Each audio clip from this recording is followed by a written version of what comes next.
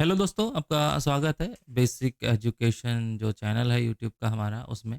और आपने देखा होगा काफ़ी दिन से ये हमारा जो उत्तर भारत है, दिल्ली हो गया या फिर इधर कानपुर, लखनऊ, इधर आस-पास पंजाब हो गया, इधर बहुत बारिश हो रही है। मतलब कहीं-कहीं पर तो ओले भी गिरे, बर्फ़ गिरे, बहुत वीडियो लोगों ने सोशल मीडिया पर डाले हैं।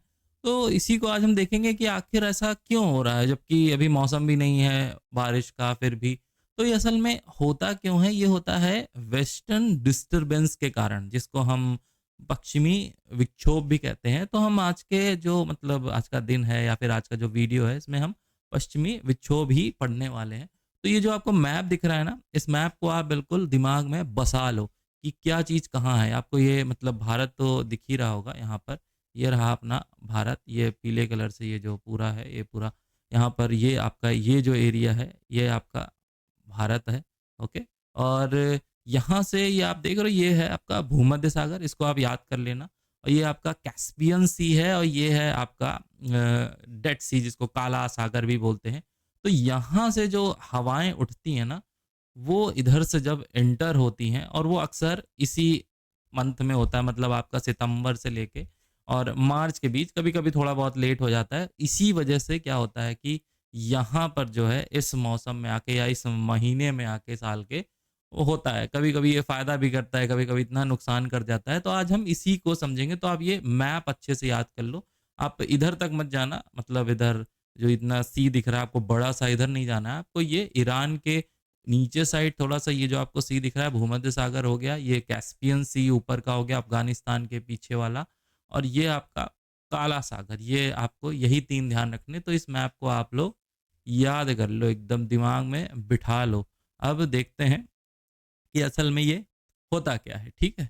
अब आप अगर देखेंगे कि ये असल में क्या होता है, तो अगर हम बात करें इसकी कि पश्चिमी विक्षोभ की यानी वेस्टर्न डिस्टर्बेंस, तो ये जो पश्चिमी विक्षोभ हमारा होता है, ये क्या होता है कि मौसमी एक प्रणाली होती है। जैसा मैंने आपको बताया कि साल में 1 बार हो रहा है, 2-4 महीने का एक दौर होता है इसका, उसी में होता है। तो ये एक मौसमी प्रणाली है, जो क्या है, पश्चिम दिशा से भारत की ओर आती है और उत्तर भारत में बारिश, बर्फबारी और ठंड लाती है, ठीक है?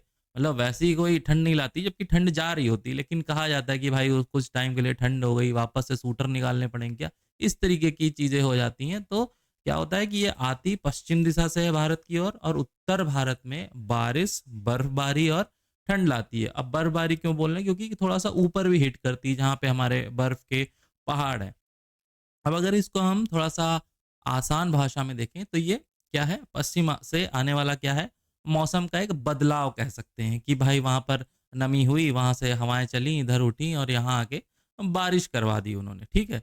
ये क्या करती हैं, ये सर्दियों में मौसम बदल देती हैं। क्या होता है कि सर्दियाँ होती हैं, सर्दियाँ खत्म होने वाली होती हैं, अचानक से बारिश होने लगती है या फिर इस तरीके की चीज़ें देखने को मिलती है। तो ये क्या करती हैं, मौसम बदल देती हैं। अब इससे उत्तर भारत में क्या होती है, बारिश होती है और पहाड़ों में बर्फबारी हो जाती है। तो आपको ये आसान भाषा में ये 3 पॉइंट अगर आप समझ लोगे तो आपको ये समझ में आ जाएगा मोटा-माटी कि ये असल में क्या है। अब ये कहाँ बनता है, इसके बारे में थोड़ा-सा देख लेते हैं। जैसा कि मैंने आपको अभी मैप में बताया कि आपको 3 चीज़ें इसमें याद रखनी है, भूमध्य सागर, काला सागर और कैस्पियन सागर, जो मैंने आपको दिखाया था ना, एक बार फिर से दिखा देता हूँ, थोड़ा-सा हो सकता है भूल गए हो। तो ये आपका है भूमध्य सागर, ये है आपका काला सागर और ये है आपका इधर कैस्पियन सागर। और यहीं से ये ऐसा साँप बनते हुए हवाएँ आती हैं, कभी-कभी मतलब टुकड़ों में भी आती हैं, कभी किसी से आ गई, फिर 1-2 महीने रुका, फिर कहीं से आ गया, फिर 15 दिन रुका, फिर इससे आ गया। तो इस तरीके का भी कभी-कभी परिवर्तन होता है। तो इसीलिए रुक-रुक के भी कभी-कभी होता है ये चीज़।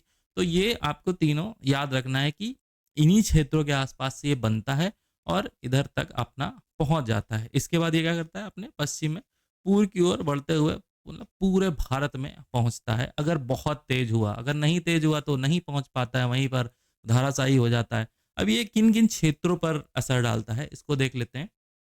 तो भारत में अगर बात करें पहाड़ी क्षेत्रों में तो जम्मू कश्मीर में इसका असर देखने को मिलता है, ठीक है? क्योंकि जम्मू कश्मीर थोड़ा उधर से ही पड़ जाता है, उसी दिशा में पड़ जाता है, तो जम्मू कश्मीर में इसका असर देखने को मिलता है। अब आगे हम अगर बात करें तो इसका असर हिमाचल प्रदेश और उत्तराखंड में भी होता है। तो ये 3 हमारे क्या हैं, अ, अपने तो पहाड़ी क्षेत्र की अगर हम बात कर रहे हैं, कौन-कौन सा हो गया? एक आपका हो गया जम्मू-कश्मीर, और ये हो गया हिमाचल प्रदेश, और ये उत्तराखंड। तो ये आपके पहाड़ी क्षेत्र हो गए। अब मैदानी क्षेत्र कौन-कौन से आते हैं इसमें?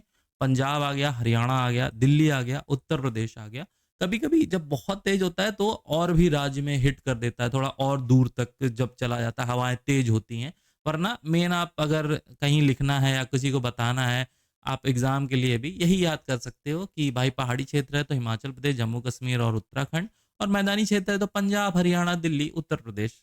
ठीक है, कभी-कभी मतलब उधर राजस्थान वगैरह में भी एक बार तो शायद कब की बात है, एक बार बाढ़ भी आ गई थी। मैंने ऐसा सुना है, बिल्कुल कन्फर्मेशन नहीं है इस बात का, हाँ, लेकिन ऐसा हुआ था। तो ये आपको मेनली याद रखना है इसमें। अब ये कब आता है मैंने आपको अभी बताया था, लेकिन आप फिर भी इसको पॉइंट्स को नोट कर सकते हैं। ये कब आता है?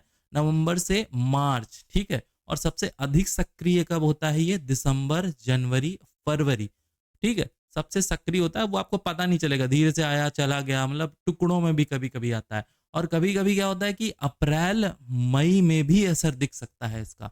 कब? अप्रैल और मई में। अभी क्या चल रहा है? अप्रैल चल रहा है, और ये आपको देखा बारिश-वारिश अभी आपको मार्च-वार्च में दिखी थी अंत में थोड़ी-सी। और ये 1 साल में ये देखिए कई बार अलग-अलग पश्चिमी विक्षोभ भारत में आ सकते हैं। ये भी एक बहुत महत्वपूर्ण मतलब पॉइंट है जिसको आप नोट कर सकते हो। ठीक है? तो ये आप 4 चीज़ें देख सकते हो कब आता है के बारे में। अब इसके मुख्य प्रभाव क्या-क्या होते हैं, इसके बारे में थोड़ा-सा देखते हैं। तो इसके जो मुख्य प्रभाव होते हैं, तो वो तो मैंने आपको ऊपर बताया ही, बारिश करवा देता है, पहाड़ों में बर्फबारी थोड़ी बहुत हो जाती है, ठंड बढ़ जाती है। जो उधर अपना जहाँ पर ये अभी हुआ था ना ऑपरेशन सिंदूर के लिए थोड़ा-सा वो जो अटैक वगैरह हुआ था, वहाँ कौन-सी जगह है? उस जगह पर भी थोड़ा-सा बर्फबारी जब होती है, तो इसी की वजह से होती है, यहीं तभी यहाँ पर बर्फ-वर्फ बहुत ज़्यादा हो जाती है। तो ये फ़ेमस भी है इस वजह से जब पश्चिमी विक्षोभ आता है। अब इसमें आगे देखते हैं, आगे क्या है? अब आगे अगर हम इसकी बात करें, कोहरा भी बढ़ता है। कोहरा तो मतलब है, नहीं है, वो तो डिपेंड करता है। लेकिन हाँ, इसमें पॉइंट लिखा हुआ है कि हाँ, कोहरा भी बढ़ता है। लेकिन हाँ, कभी होता है, कभी नहीं होता। वो तो निर्भर करता है कि सूरज कैसा है, उसके हिसाब से। अब कृषि पर क्या प्रभाव है? तो रबी की फसलों को ना पानी मिलता है। जब भी ये पश्चिमी विक्षोभ आता है, बारिश होती है, तो क्या होता है कि पानी मिलता है। जो रबी की फसलें होती हैं ना, जैसे कि आपका गेहूँ हो गया, चना हो गया, सरसों हो गया, ये जो फसलें होती हैं ना, इनको लाभ मिलता है इनको, क्योंकि पानी प्राप्त होता है इसी पश्चिमी विक्षोभ के कारण उस क्षेत्र में। तभी आप देखोगे पंजाब में बहुत अच्छा जो है गेहूँ होता है, ये सारी सरसों होता है।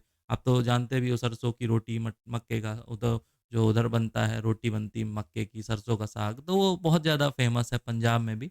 अब इसके फ़ायदे क्या-क्या हैं? सर्दियों में वर्षा करवा देता है, तो थोड़ा बहुत फसलों को फ़ायदा हो जाता है। रबी की फसल के लिए उपयोगी, पहाड़ों में बर्फ़ भी जमा होती है। पानी की उपलब्धता में मदद मिलती है, लेकिन कभी-कभी क्या होता है बहुत ज़्यादा हो जाता है तो मतलब बाढ़ भी आ जाती है, फसलें खराब भी हो जाती हैं।